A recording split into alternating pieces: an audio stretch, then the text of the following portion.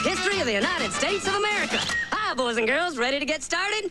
Once upon a time, there were these people in Europe called pilgrims, and they were afraid of being persecuted.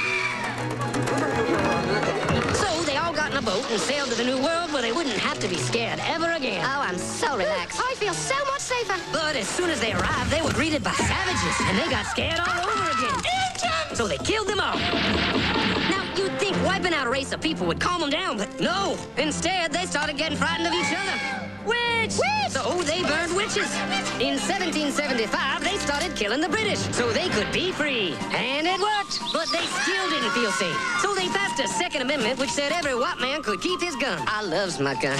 Loves my gun. Which brings us to the genius idea of slavery. You see, boys and girls, the white people back then were also afraid of doing any work. So they went to Africa, kidnapped thousands of black people, brought them back to America, and forced them to work very hard for no money.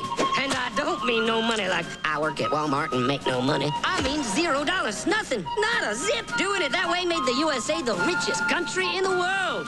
So did having all that money and free help calm the white people down? No way. They got even more afraid. That's because after 200 years of slavery, the black people now outnumbered the white people in many parts of the South. Well, you can pretty much guess what came next. The slaves started rebelling. There were uprisings. An old master's head got chopped off. And when white people heard of this, they were freaking out and going, I want to live. Don't kill me, big black man.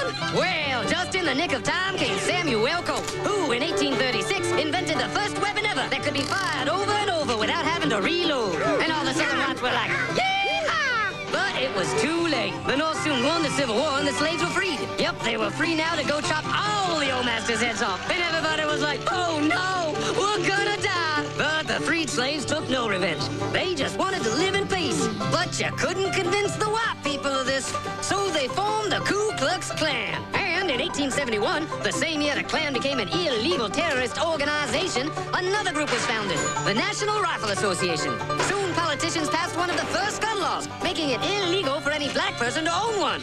It was a great year for America, the KKK and the NRA. Of course, they had nothing to do with each other, and this was just a coincidence. One group legally promoted responsible gun ownership, and the other group shot and lynched black people. And that's the way it was all the way to 1955, when a black woman broke the law by refusing to move to the back of the bus. White people just couldn't believe it. Why won't she move? What's going on? Man, all hell broke loose. Black people everywhere started demanding their rights, and white people had a major freaky feel meltdown, and they were all like, run away! Run away! And they did. They all ran fleeing to the suburbs where it was all white and safe and clean. And they went out and bought 250 million guns and put locks on the doors, alarms in the houses, and gates around the neighborhoods. And finally, they were all safe and secure and snug as a bug.